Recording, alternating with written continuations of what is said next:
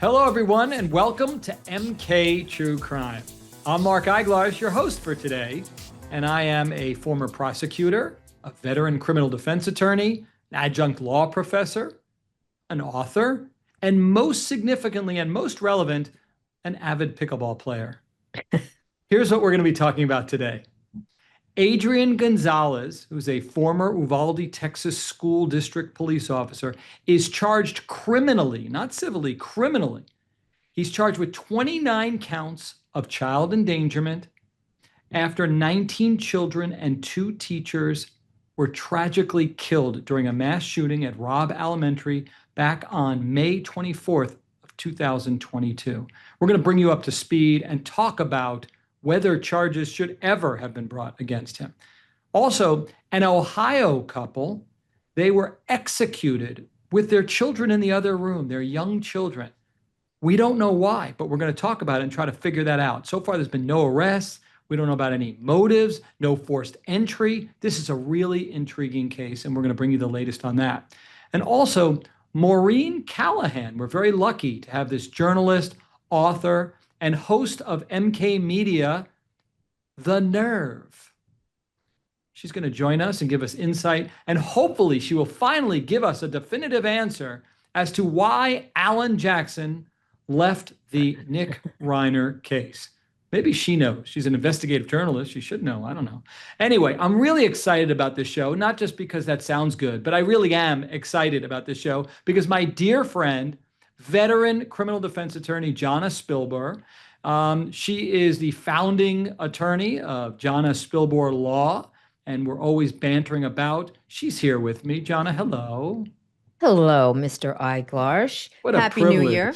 Oh, to you too. Yes, it really is nice to spend time with you and hear your thoughts on some of these major cases. So thank you. No, happy to be here. Let's as sad as some of these cases are, right? Oh, I was going to say, let's start with a sad one. You know, nothing like a school shooting, you know, to start off the show. So Adrian Gonzales, we're going to talk about that case, okay? As I said in the intro, he's charged criminally. People need to understand that. He's not charged with, you know, just violations of police procedure or policies. He's not even just in civil court where the preponderance of the evidence must be met and he's going to have to pay money for being negligent. He's being charged with being criminally negligent for his inactivity. Now, we've heard about similar cases, actually one in particular, when the state of Florida went after a guy named Scot Peterson, the other one, not the one who killed his wife and unborn child, but Scot Peterson with 1 T, and he was represented by this attorney named Mark Eiglarsh. Oh, holy cow, that's me. There he is. That's right. The man. Well, thank you very much. Listen, I make light, but this was an unbelievably challenging experience where I lost sleep for 4 years, zealously defending someone that to my core, not only do I believe is innocent, the jury found him not guilty of all 11 counts, including child endangerment and crazy stuff. Like, it was crazy that he was ever charged. And candidly, this is how delusional I was. Every time we were in trial and the prosecutor would approach me, I'm going, he's finally going to drop charges. I really actually believe that, but politics played such a role. And we're going to talk, Jonna, about how politics might have played a role. I'm not going to try to influence you in this case against Gonzales. He's not the only one charged, as you know. There's the chief there, Pete Arredondo. He was charged by a grand jury in June of 2024. They're the only ones indicted. And I know a lot of people are asking why. We'll start with that. Why weren't all the other officers charged? We'll start with that. If these 2 should have been charged, and that's should have been in quotes. Go ahead, Jonna. Mark, can we peel back the layers a little bit? And I do definitely want to talk about the Gonzales case, but I actually want to spend a little bit of time on the Scot Peterson case that you successfully represented, the defendant in that case, because, you know, school shootings, we've seen far too many of them in our lifetimes. But what strikes me is, I feel as though it pretty much started with your client, Scot Peterson. We know that when some nut job goes into a school and shoots the place up and kills students and teachers and et cetera. We know that the actual guilty party, the mass murderer, is the person who goes in with the gun. And we also know that inevitably, on the civil side of things, the school and others will be sued civilly for the horrific damages caused to the children and the families, et cetera. I get all of that. What was a bit new, in my opinion, was the fact that you had school officers, police officers now being charged criminally because of someone else's crime. And in the case of your client, Scot Peterson, that to me is something that I would love to know the inside scoop on the conversations you had with the prosecutors, why they came to that charging decision and why they didn't come off that charging decision. Okay. So first, to keep it fair, completely fair, I'm going to do something that I don't even know that I can do, but I think that I can, right? And that is to play the role of the prosecutor for a second. All right. Okay. First, we have to believe erroneously that the facts are, and they weren't, that Peterson, knowing precisely where the shooter was, and again, the same analogy to the Gonzales case, that's what they're alleging, knew where the shooter was and then didn't go in to confront the shooter. He cowered behind a pillar, the alleged coward of Broward. And there is an obligation, again, I'm playing the role of the prosecutor, as much as I disdain this, that there's an obligation as a school resource officer to protect those people at the school. I could sign up for that. If I had kids in that school, I would want a school resource officer to protect my kid. Agree. And I'll tell you this, I'd be extremely vocal if that officer knew where the gunman was going, knowing that that gunman was going to harm children, and failed to intervene because he's the only one with a gun that can stop that gunman. So we're just to keep it fair, then that was the argument. The problem is, both in the Gonzales case and in the Peterson case, those were not the facts. They weren't the facts. We were all led to believe by the police chiefs, both of them, because again, the shit's hitting the fan with the police chief. So he goes, okay, I need someone to sacrifice. I'm going to politically sacrifice Peterson. Or in the case of Uvalde, I'll politically sacrifice Gonzales. I give you Gonzales. Don't look over here at my failings. Look over there. And people love to sacrifice people. So Peterson was sacrificed and so was Gonzales. But the facts, we don't get to the inactivity. The facts were different. Tremendous confusion on the scene. I called dozens of witnesses who heard the same shots that Peterson did and couldn't tell because of the pronounced echo and reverberation where the shots were coming from precisely.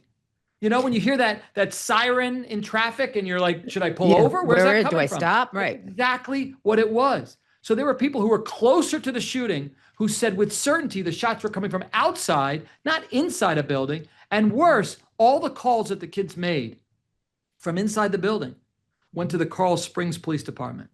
My client worked for the Broward Sheriff's Office. Coral Springs never called the Broward Sheriff's Office to tell him precisely where the shots were coming from. Like, hey, dude, right in front of you is the 1200 building. Get in there. There's kids in there. Go protect them. He never knew. So you hear him saying in real time, where's the shooter? Where are the shooters? He doesn't know. Look, we could talk for hours on that case. All I'm saying is that the similarities are with Gonzales. It appears from his testimony, he also couldn't tell where the shooter was. He was on the south side of the building. The shooter went in, I think, on the west side. So he never saw the guy. He never saw the shooter. He had 1 minute, and he's not charged with not going after the shooter. He's charged with not shooting the shooter before he got into the building. That's it. For 1 minute, he didn't do that. That's because he didn't see the shooter. So wrong case, wrong politics, wrong everything. And I feel for the families, but you don't do justice for the victims by doing an injustice against decent, honorable officers. Yeah, no truer words have ever been spoken. And in such a crazy scene where you can't tell where the shooter doesn't walk into a school and go, hey, here I am, come get me, fellas, right? They're busy doing the heinous acts of shooting innocent people and children. So I don't understand, and maybe you have a little insight to this too from your defense of Scot Peterson. You know darn well, if we can talk a little bit about how the sausage is made when you're defending somebody, you had to have conversations with the prosecutors.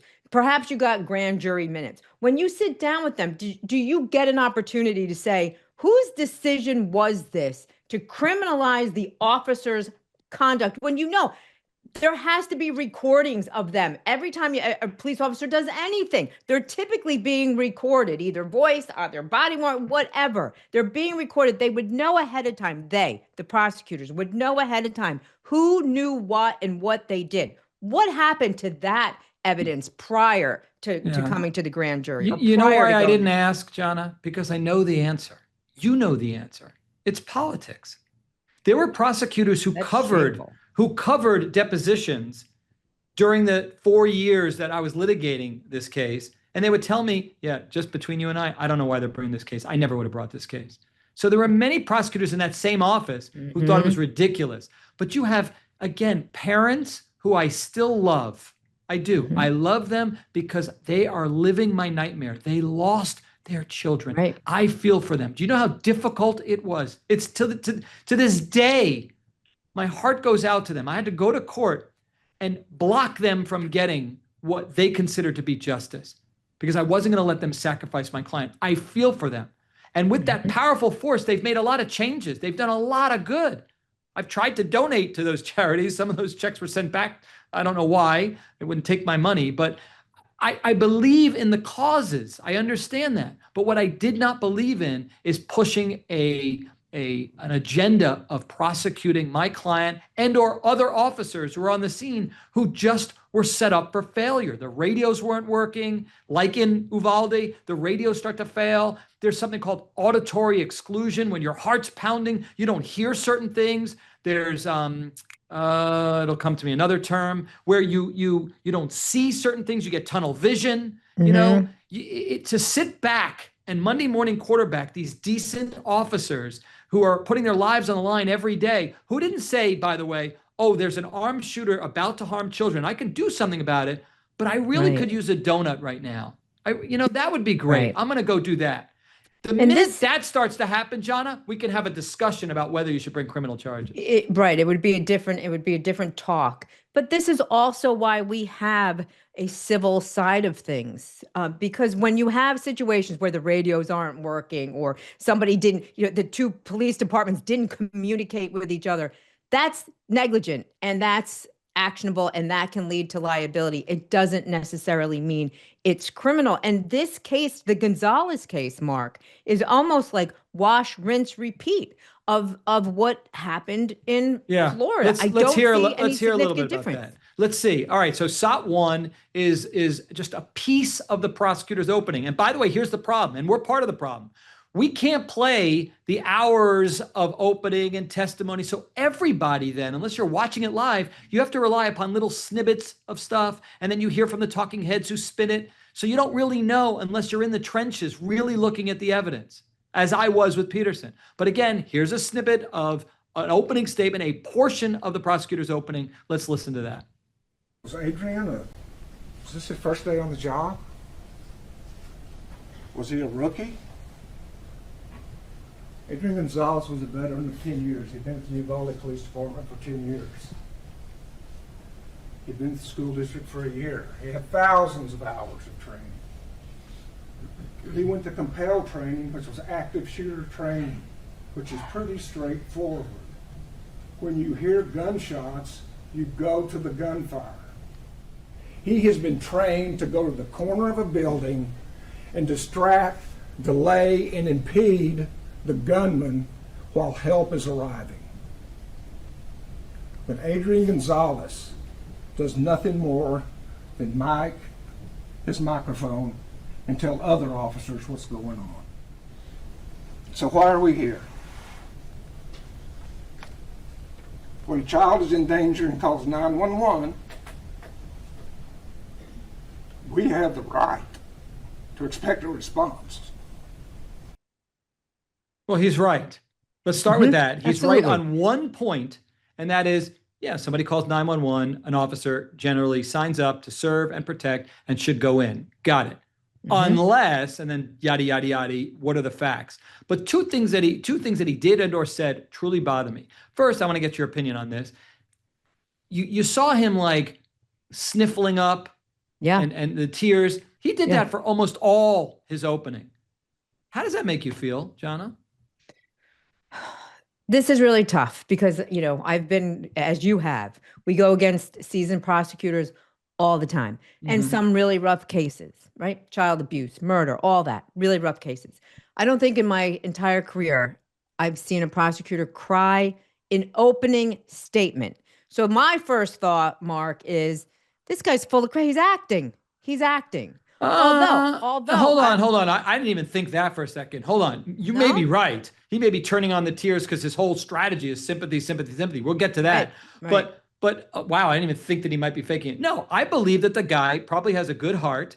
He probably believes in his mission. He feels, I mean, like I did, kids lost their lives. So he's wrapped up in this, and he's there with the victims, and he's fighting for them. My question is, would you go sidebar and say, hey, judge, maybe he needs a tissue? Can we, I mean, he's prejudicing this jury with emotion. Can he pull his stuff together?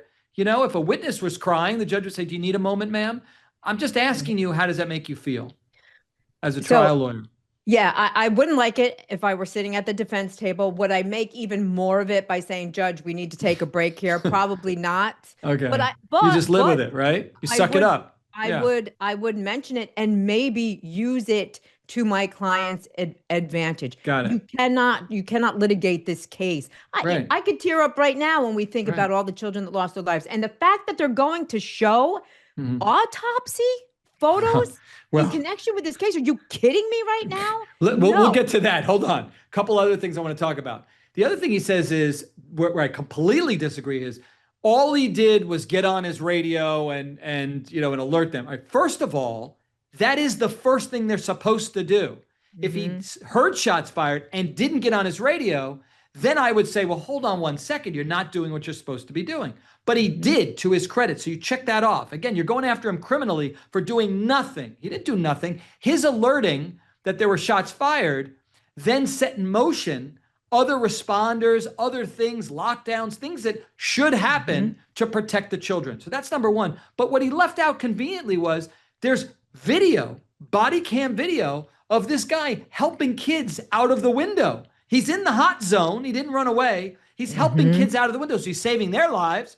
He also made sure to get the master keys from the janitor so they could have access, whatever help that would be. He got the map of the school. He did things. So the prosecutor saying all he did was get on his radio is factually not accurate.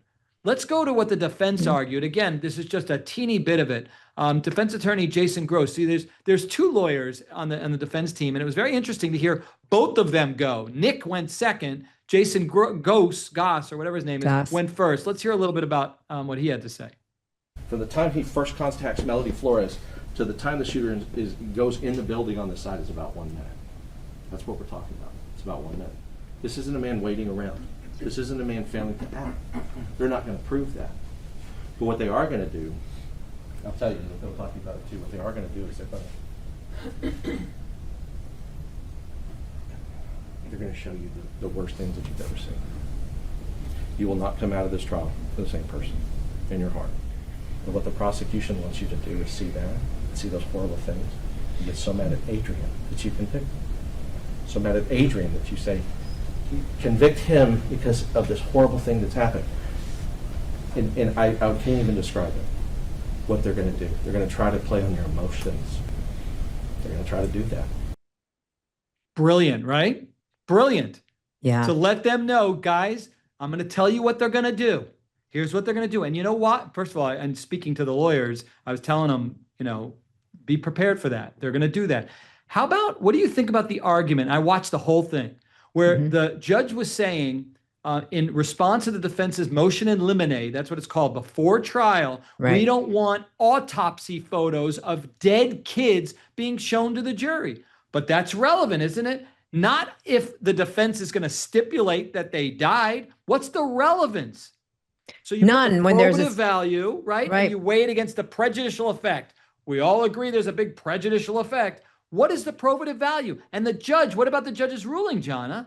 So I disagree with the judge's ruling. Which was? He's going to allow them in. But here's the other thing that I hope the defense will be able to convey at some point in the trial. And that is, if you ask me, prosecution knows it has a weak-ish case. Why do I say that? You don't need to play on that level of emotion by showing autopsy photos of friggin' children when it's stipulated by the defense, unless you don't have additional facts on your side. And I hope to God that they, during voir dire, thoroughly and properly warned these jurors. And the defense attorney mentioned in his opening statement, you are not going to be the same. And I hope they warn them that they are going to see things that they will never unsee.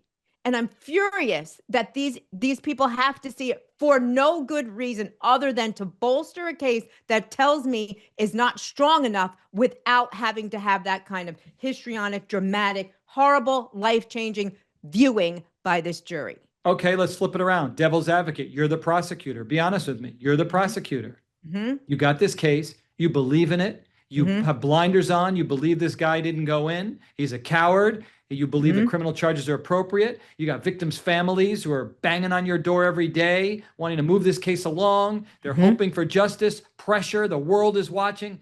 Really, Jonna, you wouldn't try to get those photos in? No, because every single one of those parents, brothers, sisters, grandmothers, best friends are going to be in that gallery. They're going to see them too. They're going to hear that kind of testimony. We know that these children perished. We know that it was a horrible situation. We know that somebody other than this officer did the actual killing. We do not need that kind of vivid imagery to get a conviction. And I would have a lot more class and compassion than this prosecutor seems to be showing in this case. And you're never changing my mind on that. No, and I feel the same way. You know, it brought me back to the Scot Peterson case. I remember when we were arguing the very same thing. They had photos, graphic, clear photos of kids in the stairwell, blood everywhere. It was horrific. I didn't think for a second the judge would allow that in. And most of the photos he did, because the prosecutors, and again, there is a distinction between them being in the, in the laboratory, being analyzed, versus in a stairwell on the scene to show where they were positioned, and the prosecutors somehow, bootstrapped to the argument of how they had to show the scene and all that crap. But it was all about sympathy. And you can say all you want, right? Judges always instruct jurors, sympathy plays no role here. It should not make any, room in your decision. Bullshit. Bullshit. And with a prosecutor crying during opening statement. The most difficult. He's lived this case. Listen, you and I both have tried cases with victims, okay? It's really rough. There's nothing like these victims. There's nothing, there's no more pressure than this. If I'm in that courtroom, I'm doing everything in my power. If I lost my kid, I'm doing everything to influence those jurors. I get it. I never held it against them. I have nothing to this day but love for what happened to them and the work that they did to make a negative into a positive. But oh my God, I don't wish that type of trial on anyone. No. So if he's convicted, this Gonzales, right away I went, oh, well, wait. He's only looking at 6 months to up to 2 years, which is the case. But then it's like per count. Yeah, times 19 or 29. 29. So all of a sudden the stakes are high. Right. Like really high. And this judge who doesn't throw out autopsy photos can imagine what he does at sentencing. So this is for real. This is for real. And what do you think would happen if he's found guilty? What do you think, if anything, that's going to do to future prosecutors, and what impact that might have on law enforcement?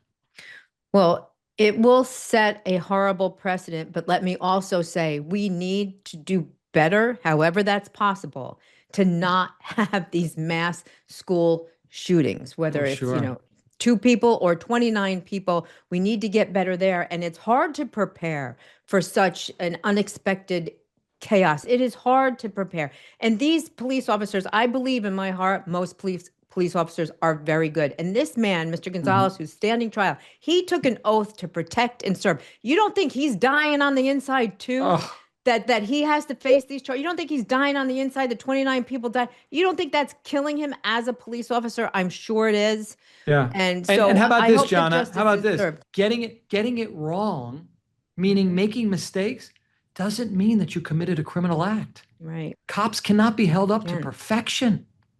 That's They're why going to we have make civil law. mistakes.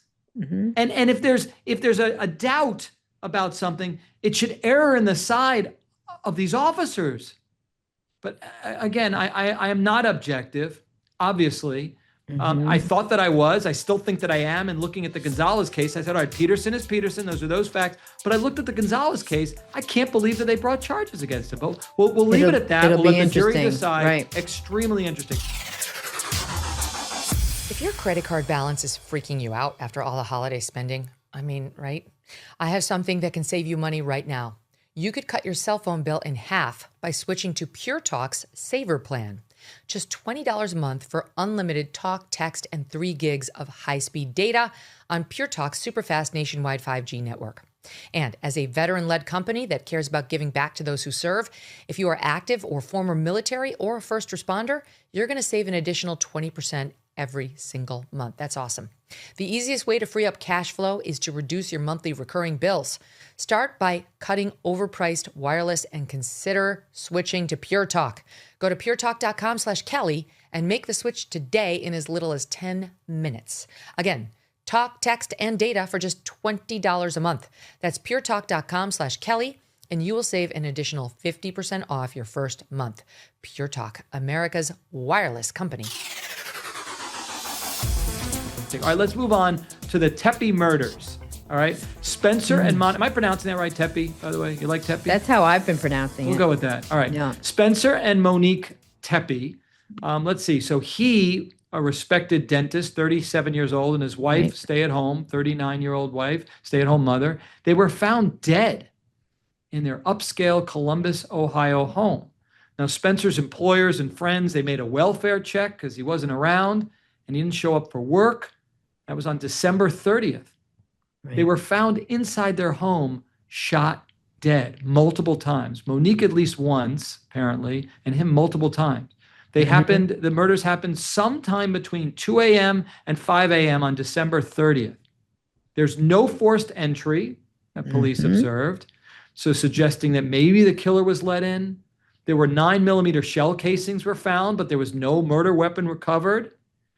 And what really makes this scary to me is that there was a 1 and a 4-year-old children there in the house. Unharmed, thankfully. Unharmed, thank God. But they were right there when this happened. Okay, can we get the prepaid therapy program for those two? Because, oh my goodness, feel for them.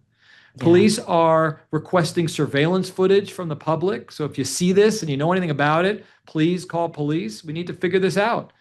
Tell me, Jonna, your initial thoughts on this.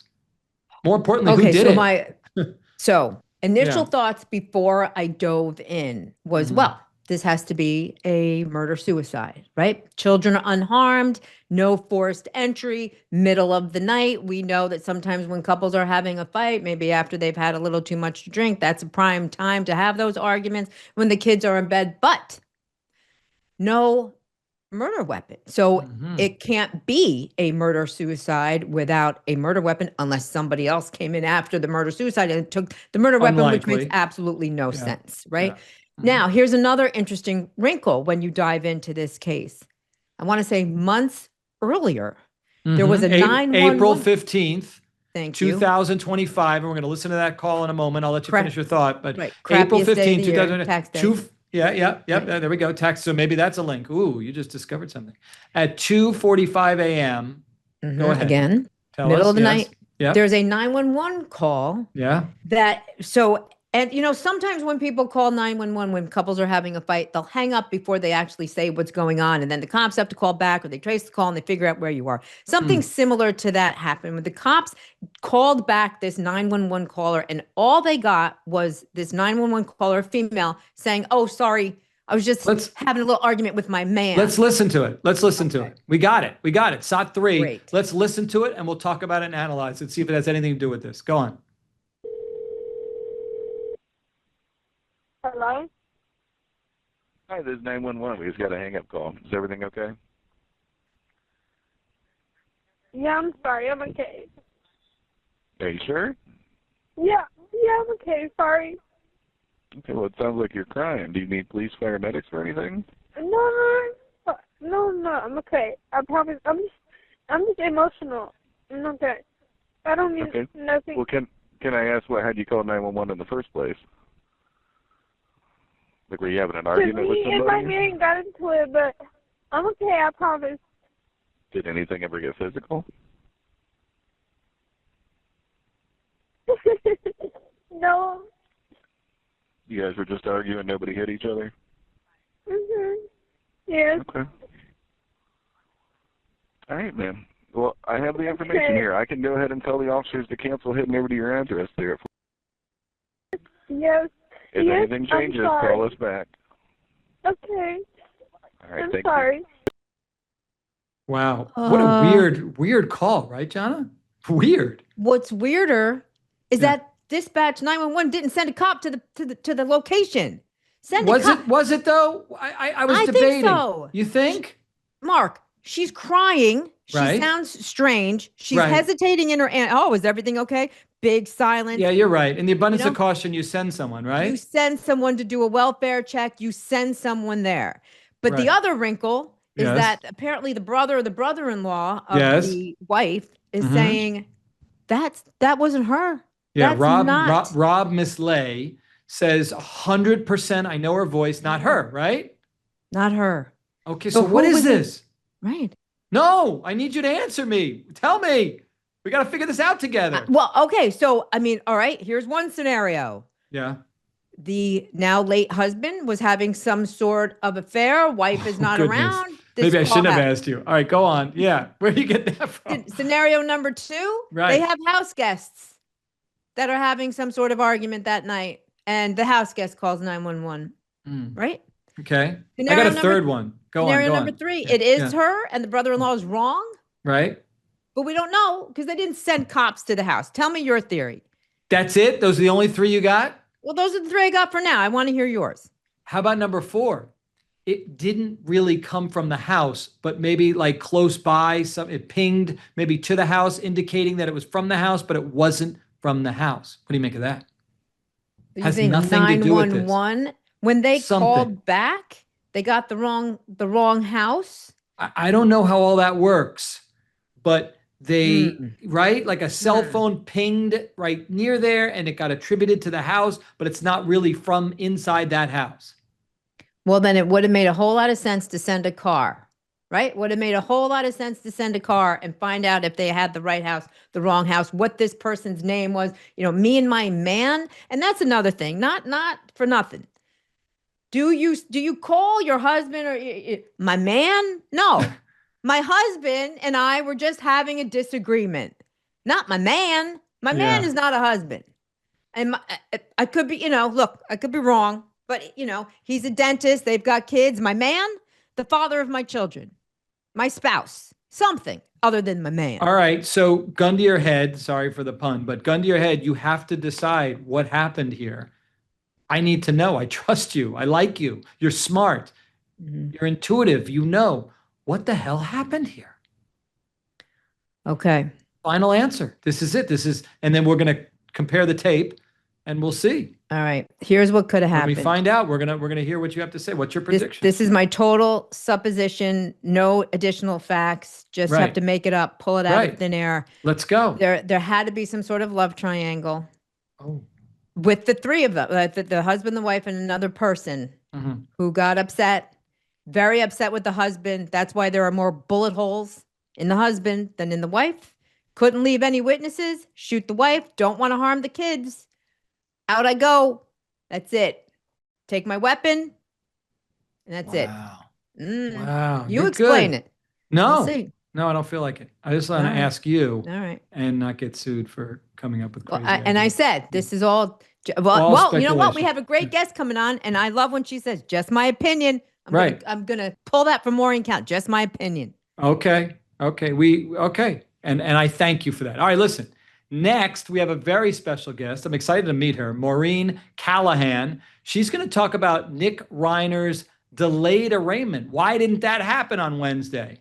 Why did Alan Jackson leave the case? Why Kouri Richins, the woman who allegedly murdered her husband with fentanyl, who wrote a children's book about grief, why was she in court this week? I'm excited. Come back. We'll talk about it. Every new year, people think about what a real fresh start looks like. For many, it begins at home. January is a great time to refresh your space and start the year feeling grounded. And Cozy Earth can be your go-to for that reset. They just launched their new Baja bedding set. It's their first fully matching collection. Sheets, duvet cover, quilt, all inspired by the soothing tones of Baja, California. The designs are gorgeous, the fabrics feel premium, and it gives your bedroom that elevated resort-like look. And do not forget the Luxe bath towels. These towels are incredible, made from a cotton and bamboo viscose blend with zero twist technology, so they are plush, absorbent, and feel like a warm hug when you step out of the shower. Everything comes with a 100-night sleep trial and a 10-year warranty. Start the new year with real comfort. Go to CozyEarth.com, use my code Megan for up to 20% off. CozyEarth.com, code Megan. And if you get a post-purchase survey, tell them you heard about Cozy Earth right here. Welcome back to MK True Crime. So we all waited for the big announcement at the arraignment of Nick Reiner, and it didn't happen. The big announcement was that Alan Jackson, the high-profile attorney, said, "I'm out of here." And we didn't expect that. We're going to talk about that in detail. And we're very fortunate today to be joined by Maureen Callahan. She's a journalist. She's an author. Super cool gal, host of the MK Media show, The Nerve, which I hear is fabulous, and I'm going to watch right after this. Welcome. Thanks for being with us. Thanks so much for having me. I'm thrilled to be here. True crime has always been a really big fascination and obsession of mine. So I'm super excited to be on the MK True Crime channel. Yes, I can't wait for your insight. I'm going to put you on the spot at times, and I'm going to just demand, like I did with Jonna, to know what happened. Like, why did Alan Jackson leave the case? But again, know that that's coming. Let's talk about it. We waited for the arraignment, right? Those are so uneventful, not guilty. All right, let's move along. But it didn't happen. It got postponed. So Reiner did not enter his plea. He's 32 years old. As you know, he's accused of killing his parents, famous Robb Reiner and Michelle Reiner. And the arraignment was rescheduled for February 23rd, and a public defender took over the case. Let's listen first to some SOTs, some quotes from Alan Jackson on Wednesday, what he said right when he left the courtroom. That's SOT number 4. Let's listen to that and we'll discuss it. This morning, I had to withdraw as Nick Reiner's counsel. Circumstances beyond our control, but more importantly, circumstances beyond Nick's control, have dictated that, sadly, it's made it impossible for us to continue our representation of Nick.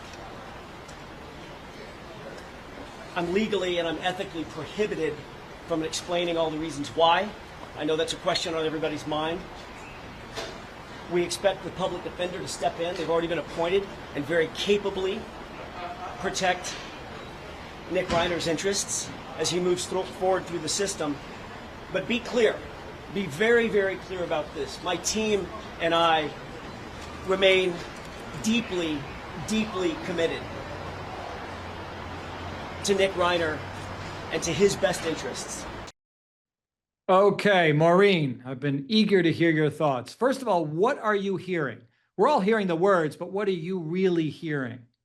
I'm hearing that Nick's siblings, Jake and Romy, have emerged from the shock and trauma of the slayings, and that's all been wearing off, and they've decided there's no way in hell their parents' trust is going to fund their murderous brother's defense. Alan Jackson, by all reports, requires like $1 million retainer. He charges up to reportedly $1,000 an hour. He just got Karen Reed off on her second trial.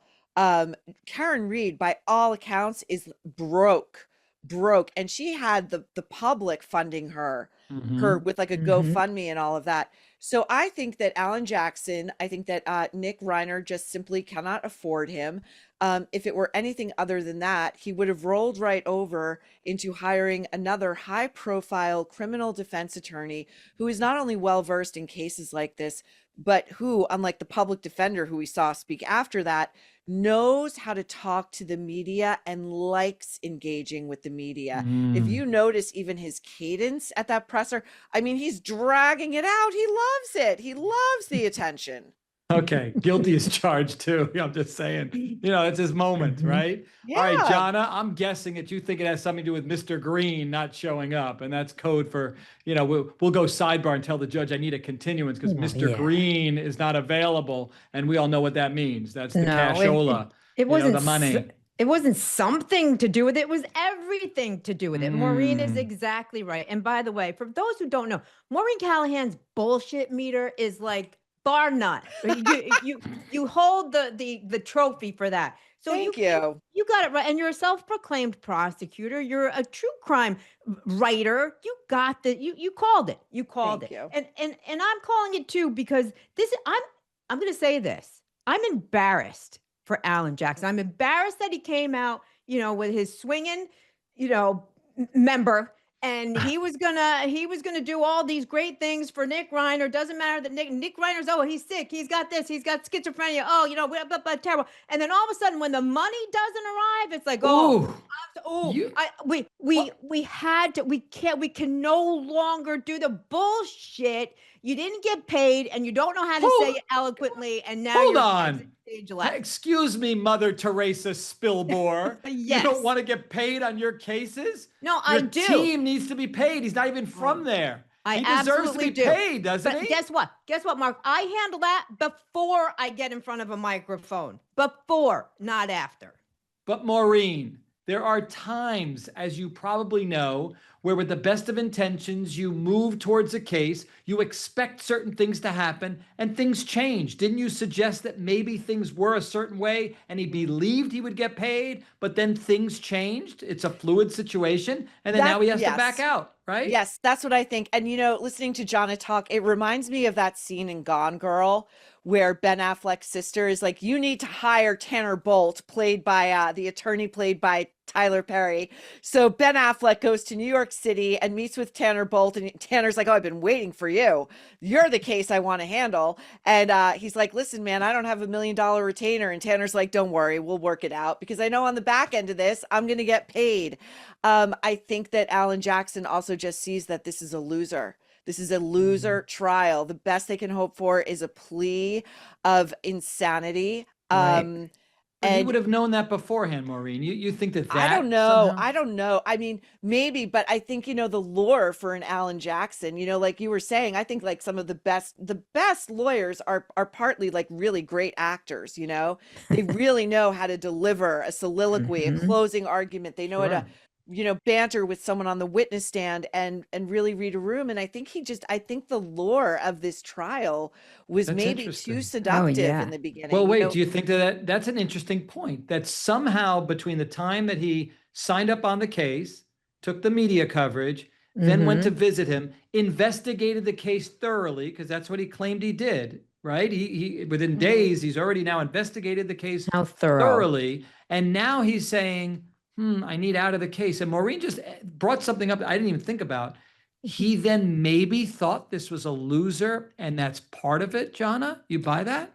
I think he would have been okay losing if he were getting paid properly to lose. Here's the other thing. You can't even be an Alan Jackson and go start a GoFundMe for a case like this because everybody loved Robb Reiner so much that nobody's going to fund a schizophrenic, psychopathic kid's defense for this high-profile attorney that way. Like, it was either you get paid from the trust or you don't get paid. And then you either do it pro bono because you believe in this client so much and you don't need the money, Al, or you don't. And he just showed his true colors. And I'm sorry, I'm sure he's a great lawyer. I love the Karen Reed trial. He did a fantastic job, but I'm embarrassed for him now, the way he handled it. Then let's get to SOT 5, and I'll get both of your thoughts on this one. We have devoted literally every waking hour to protecting Nick and his interests.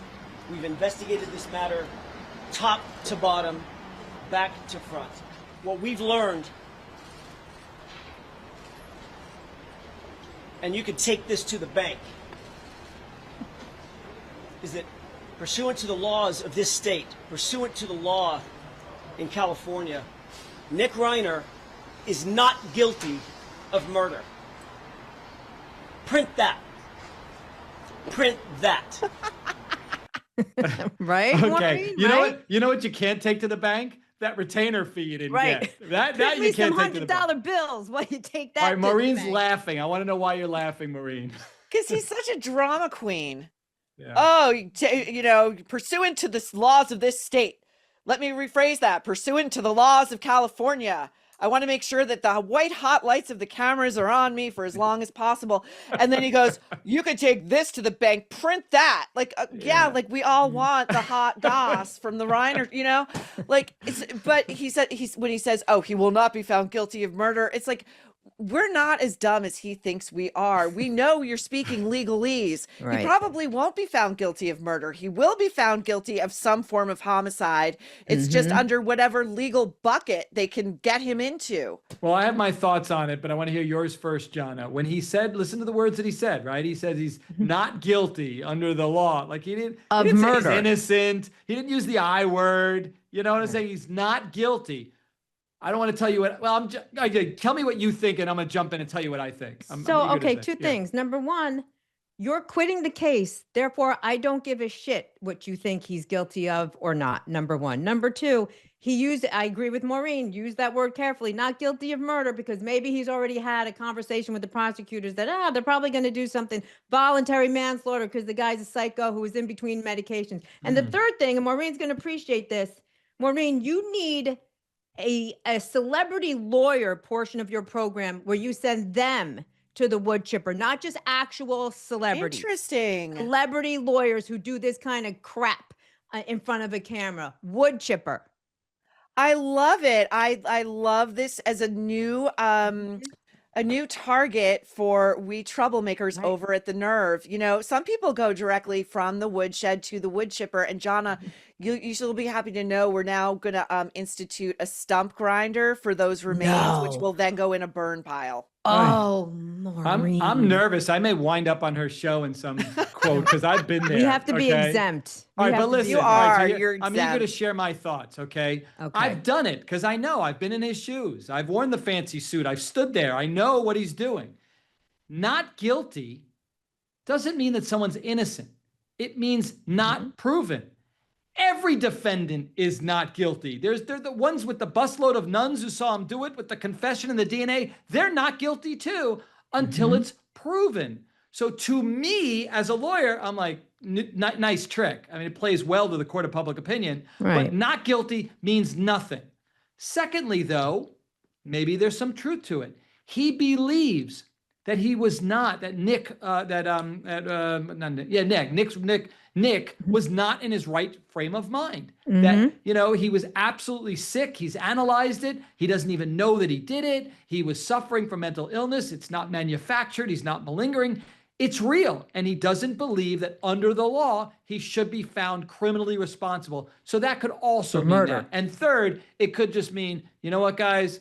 I want to look like I'm really still defending him, and so let me just give you I'm tough on the way out. So it could be one of those three. He doesn't want his departure to look bad in the defense of his client. Like, I'm leaving because I only represent innocent people. He doesn't want it to appear that way. So he's grandstanding in that regard. All right. Well, let's get the prosecutor's response. SOT 6, let's hear what they say. Are they confident in their case? We are fully confident that a jury will convict Nick Reiner beyond a reasonable doubt of the brutal murders of his parents, Robb Reiner and Michelle Singer Reiner, and do so unanimously. Thank you very much. Well, they can't both be right, Maureen. Somebody's not right here. Yeah, somebody's not right. To your earlier point about Alan Jackson maybe working out. Oh, I really believe, Jonna, he was having a schizophrenic, psychotic break at the time.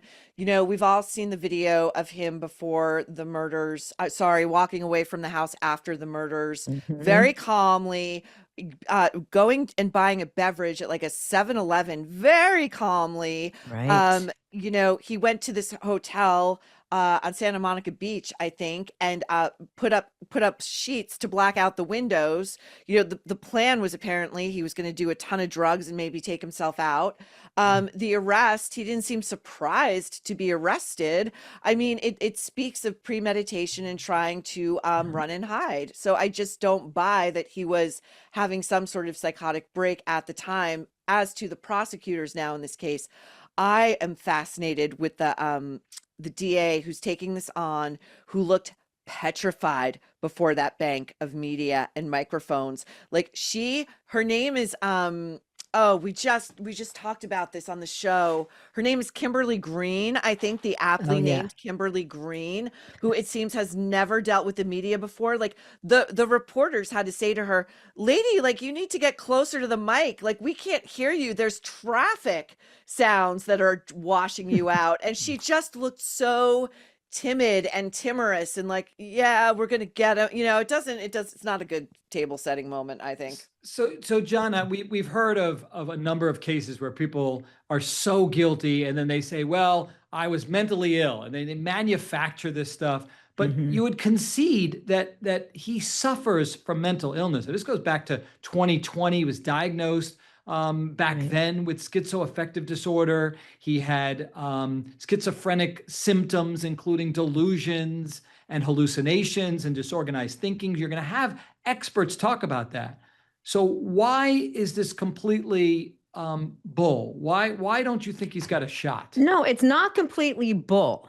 He is going to be found guilty of the killing of his parents. The question in my mind is, what level? Will it be mitigated because of his mental illness? And it probably will. And if you can mitigate it, perhaps he even ends up taking some sort of deal if they can show, and maybe they will, that his medication, I think one of the defense floated that he was in between medications. They were trying to dial it in. They didn't get the right dose. That's legit. But that doesn't save you from all responsibility. That might just save him from 2 first-degree murder charges. But what about Maureen? What about some jurors, if not all, I mean, they all have to agree to it, believe that he was so mentally ill, assuming doctors can prove this, so mentally ill at the time that he just didn't know right from wrong. He did not legally appreciate what he was doing.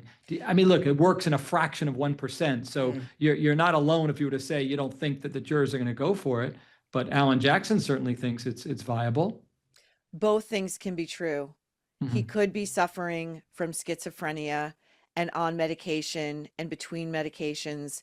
And he also could have had an inciting incident, which was a freeze out at the Conan O'Brien holiday party, a major fight that was witnessed by the party goers, at least one of whom, by all accounts, urged Conan and said, "I want to call 911.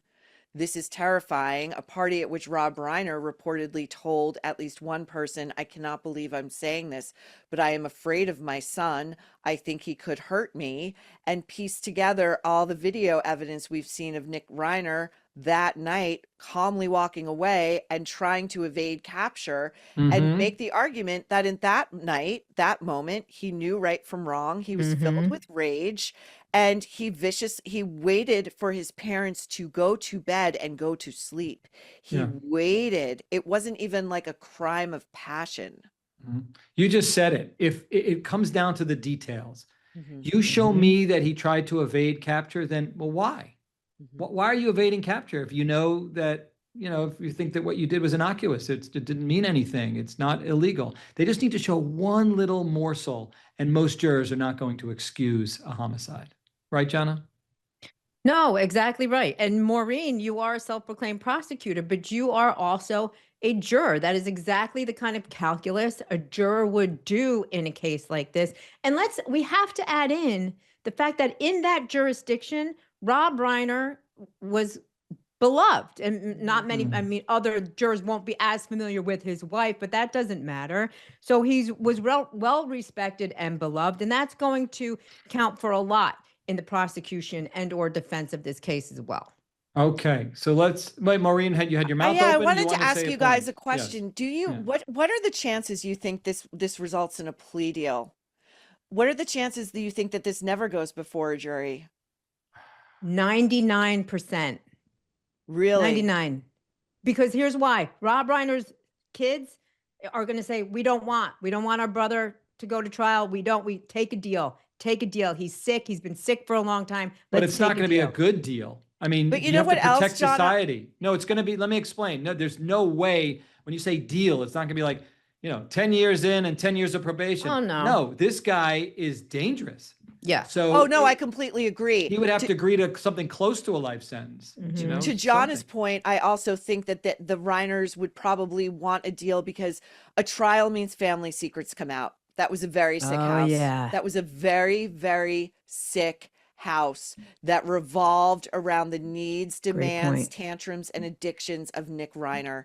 And they are not going to want to sully their parents' reputations with a trial. That's a good Bingo. point. And even if that stuff weren't true, that stuff gets manufactured by the defendant giving his own perspective to the attorney. And then in good faith, the attorney spews all this stuff that, it's his perspective. He's a sick dude. But they're going to say, oh, and the father did this to me. And the mom did this to me. And all of a sudden, meathead ain't looking so good, So Exactly. anyway, yeah. All right, let's move on to Kouri Richins. Wow. Tried to kill her husband with fentanyl and succeeded, apparently. Anyway, she was in court this week. There was a two-day evidentiary hearing.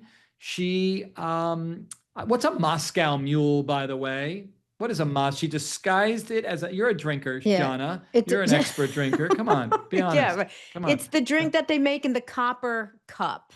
And Okay. it's made with honey, and I So can't she- remember. Yeah, I So think she vodka and honey. disguised this fentanyl drink as a Moscow Mule. She also then wrote a children's book about grief. Oh my goodness. So there were motions in court today. She is charged with a bunch of counts: insurance fraud, second-degree felony, forgery, third-degree felony, and the most serious ones are aggravated murder and attempted aggravated murder, all first-degree felonies. Okay, so she allegedly killed her husband, Eric Richins. So why were we in court this week? Let's start general, Jonna. Why were we in court? Because as we usually are ahead of a criminal trial, they were in court trying to get a judge to make some pretrial rulings, including what experts could come in, what other evidence could come in. This was a big sort of what expert testimony can we keep out? And the prosecution apparently wants to bring in quite a few experts. Again, a little bit odd, Mark. Yeah. That they Let's need talk them. about those. All right, there's 3 experts. I want to take them one at a time. Maureen, first of all, have you, because I have never in 33 years of practicing law, I know he's so youthful looking. No, 33 years.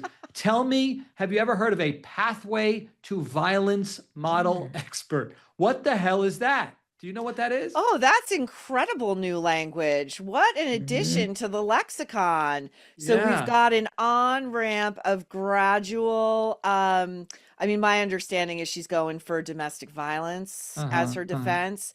So I guess that's their flowery way of saying there was this escalation that was normalized in the house until this poor woman, her only recourse was to poison her husband. By the way, she tried to poison him 2 weeks before on Valentine's Day with a sandwich, and it didn't work. Oh. So the lesson there is, all right, no, don't do that. All right, have you ever heard of, Jonna, what is this? Pathway to No. violence model? What the hell is that? You guys, I had to look it up because in my almost 33 years of practice, and Yes. thank you, Botox, I never had heard of that before.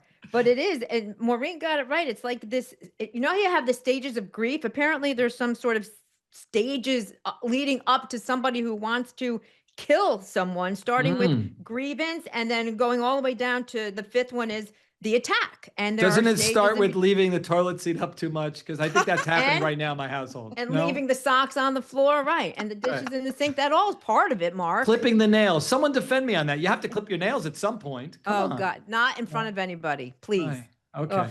All right. So the judge granted the defendant's request in part and said that this witness cannot testify as to evidence of guilt or to rebut the case-specific assertions as to why Richins did or did not commit the act she was accused of. What the hell does that mean, Jonna? That's not a win, Mark. That's what you can't have an expert testify to the actual legal conclusion in a case. You can Correct. only have That's an what a expert jury dance does. around the issue. Correct. So that's Right. not even a win. That's normal. Okay. Yeah. All right. Next one. A handwriting analysis expert. For the forgery charge. Next. Right. Maureen, Next. no. That's not even fun. That's not even fun. It's not? Maureen. No, who gives a anything shit? about no? Yeah, Maybe no, Maureen that can just make it fun. goes to whether No? she forged his name, right, on insurance documents. Yeah. Yeah. Do you believe in that? Do you if you heard, Maureen, from an expert who said that she forged his signature, that is not his signature, and I know that because I'm an expert. Yeah, Is I that do. I testimony- give that a lot of credence. I give You do? handwriting experts credence. I do. Really? Yeah, I do. You too, Jonna? You believe in that? I believe in that, but I also believe there are a lot of married couples who sign for each other all the time to the point where how do you know, like their signatures kind of turn into one. You don't know who's signing what, when. So who Right. cares though? It's the check. Who cares? They're going to show motive anyway without that. So they shouldn't have wasted taxpayer dollars on that expert in my So opinion. this guy Throckmorton, his methods apparently are reliable, and he is going to be able to testify. Okay. That's how they got Robert Durst in that doc. Remember?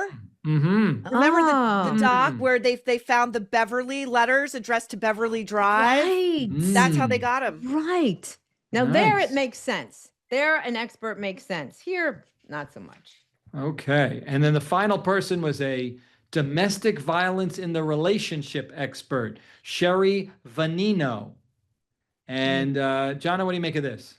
I mean, I guess they're going to try to counter some burning bed argument, right? If she's going to claim, I don't know if she claim she's not even admitting that she killed him. So that doesn't fly. Like she's not saying I killed him because I was a victim of domestic violence. She's saying I didn't do it. He was a drug addict. He did it himself accidentally.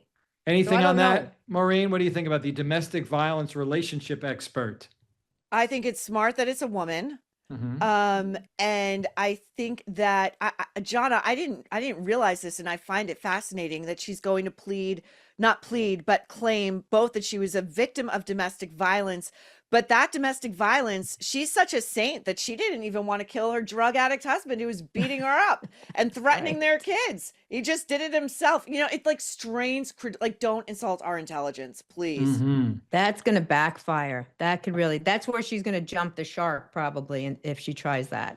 This case is going to be very interesting. Jury selection, where I think cases are won or lost. No one talks about jury selection enough. It's everything. It's you know who the people are who are going to be buying what you're selling. That starts February 10th to the 13th, and then 17th to the 18th in 2026. So I can't wait to We're see gonna that. be there. And the trial will start February 23rd. Okay. I can't wait to check out your show. Everybody, check out The Nerve. Maureen, you're awesome. You have to check out The Nerve if you're listening I'm to us going and you to. haven't. Please, please, Not please. just do. because it makes you feel good. I really do want to check it out because Jonna, my dear friend, says I must. It's and I will. addicting. And The I'm gonna Nerve at check it out. I think night, Jonna you have seems great to have guests. exquisite tastes. Good. And it sounds light. It sounds like you're not talking about heavy, hardcore blood and guts and kids being killed like we were talking about. It sounds like it could be a little light and I can watch it around the wife. It's lighter stuff. We're pop culture. We do dive in sometimes to true crime, but we're really a cultural criminal prosecutor over Cool. here, taking the likes of those needed, the Alec Baldwins of the world, the Meghan Yeah. Markles of the world. Great. to task. And Can't wait. best-selling author. So she Great. knows So her check stuff. her out. Again, Maureen, thank you for joining us. We Thanks, really Maureen. appreciate it. having So nice to Thank meet you. you. All right, next up, it's your mail. It's your mail, and it's your our closing arguments. I love that segment. Remember, we want to hear from you. We really do read everything you send, and we design our show based around the feedback that you give to us. So email your comments and your story suggestions to mktruecrime@devilmaycaremedia.com. We'll be right back. A new year means new financial goals, like making sure your savings are secure and diversified. Will this be the year you decide to talk to someone from Birch Gold Group? They use an educational approach with a deep understanding of macroeconomics. There are forces pushing the dollar lower and gold higher, which is why they believe every American should own physical gold. So until July 30th, January until January 30th.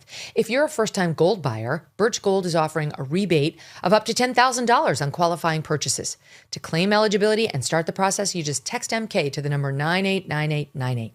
Birch Gold can help you roll an existing IRA or 401k into an IRA in gold, and you are still eligible for a rebate of up to 10 grand.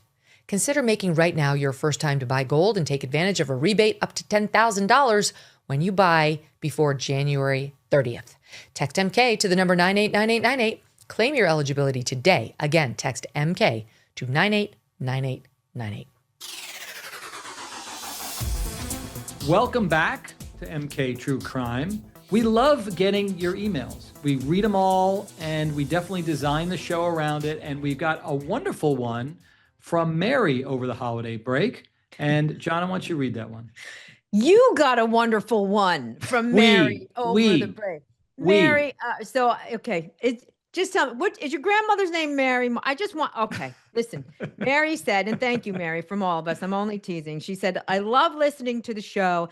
Every personality brings their own knowledge and humor, making the law approachable and understandable to us non-lawyers out there. I especially like Mark Eiglarsh's closing arguments of positivity. I'm rather negative. I'm a regular negative Nancy overall, but 2026, I will choose to be happy and practice mindfulness. I love that. I love it. I do, because isn't that what it's about? I'm going to make my closing argument about that. Again, just happiness. Well, let's do that. We need more of it. All right, we got a question from Arlen. Hello, MK True Crime hosts. I'm fascinated with your show and the legal analysis you provide. My question for you is, when you're defending someone who has confessed to you their guilt, or you have every reason to believe that they are guilty and could be a threat to society, which I've definitely encountered, would you consider it a win to get a not guilty verdict? I understand the importance of defense attorneys and making sure the law is followed properly by the prosecutors, but is your objective always to get a not guilty verdict, or is the objective simply to keep the prosecution on the straight and narrow? Excellent question. I love it. Jonna, you start and then I'll go. Short answer is it's actually both. Because sometimes when you are doing your job and making sure that the prosecutors are doing their job, it could result in a not guilty verdict, even if your client is actually guilty. So it's sort of hand in glove sometimes, not all the time. And the thing is, what we defense attorneys cannot do is, if we know a client is guilty, we can't blow a case or not do our job because we think we're going to be doing society a favor. That's not what we are here for. We are here to make sure the police and the prosecutors act appropriately, and we're here to give the best defense we possibly can to our clients, bar none. Agree, and I'll add something to that. A lot of the conduct of my clients repulses me. I'm being real. I represent all types of clients in state and federal court, and some of their conduct disgusts me. I look at those cases as a challenge for me to divorce myself from what they did and focus on what my job is, and that is to get them the best possible outcome under challenging circumstances. True. So again, it's very different than, and listen, I don't have to take certain cases. Some I might pass on, but it is a challenge to me to do everything I can for my cherished clients who are putting their trust in me. And if somehow I'm going to take a dive, that's not a case for me, and I would never do that. So I'm human, I'm a father, and there's some clients whose conduct is so repulsive, but again, you're doing the job that you're signed up for, and that means if not guilty is what your client wants, then that's what you go for. Okay? All right. Very great question. Well said. All right, so closing arguments. I'll start. So people ask me, hey, Mark, how you doing? And my response is always the same. I'm choosing to be wonderful. And a lot of times people laugh, they snicker. Really?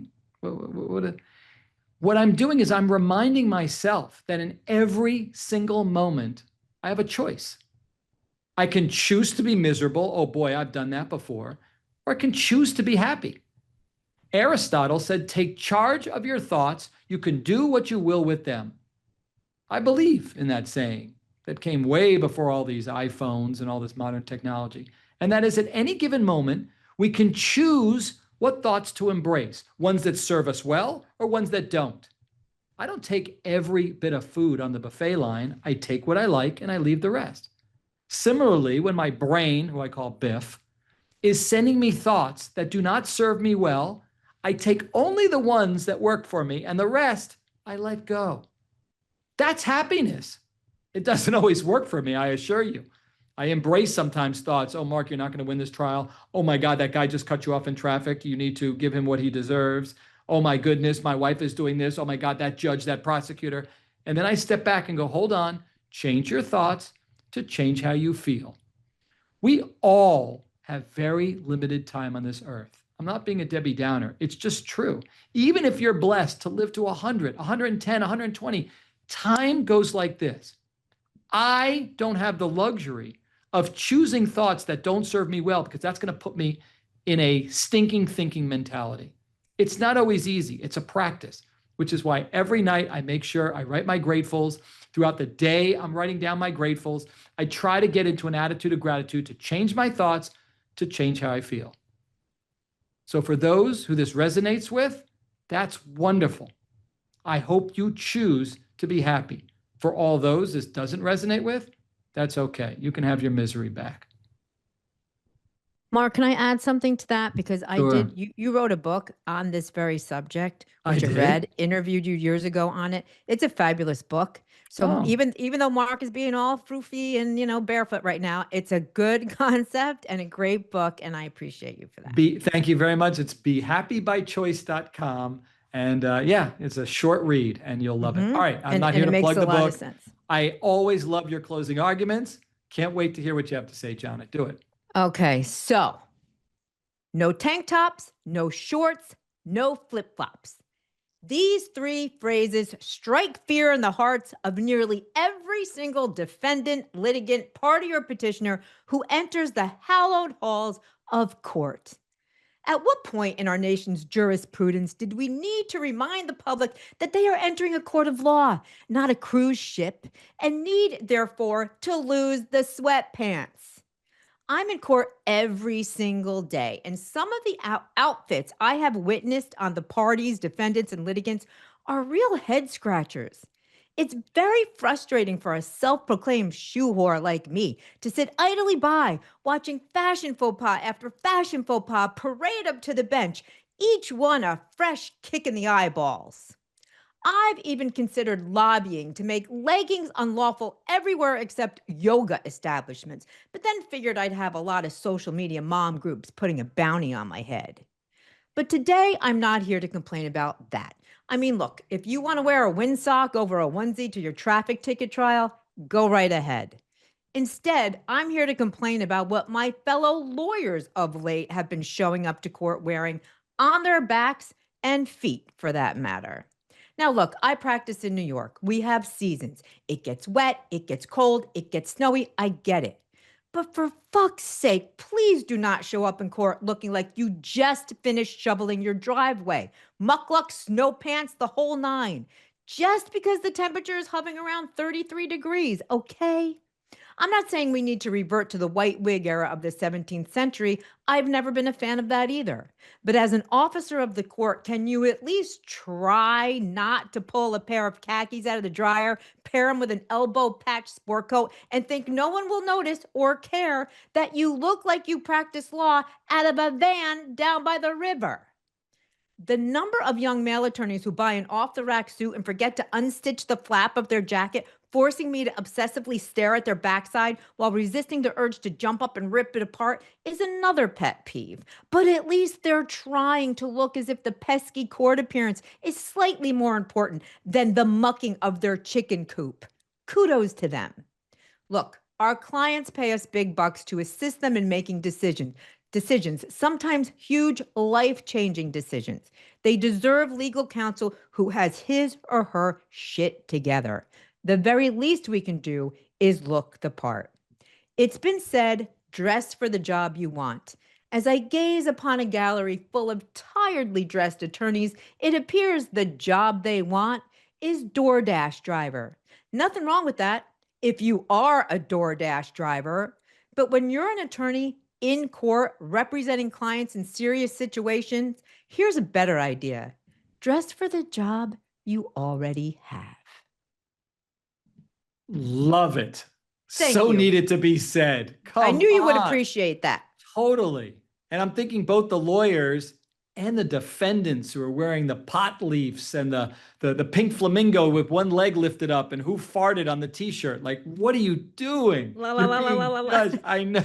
Anyway, that was wonderful. Maybe some attorneys will see that and throw a little tie around I their neck or Hope something. so. Anyway, that was wonderful, Jonna, as always. Thanks to Maureen Callahan and Love my her. co-host today, Jonna Spilbor, who is just extraordinary. I just love you. Thank you so much Back for at your you. thoughts. And I hope all of you choose to have a wonderful day and an extraordinary weekend. Take care.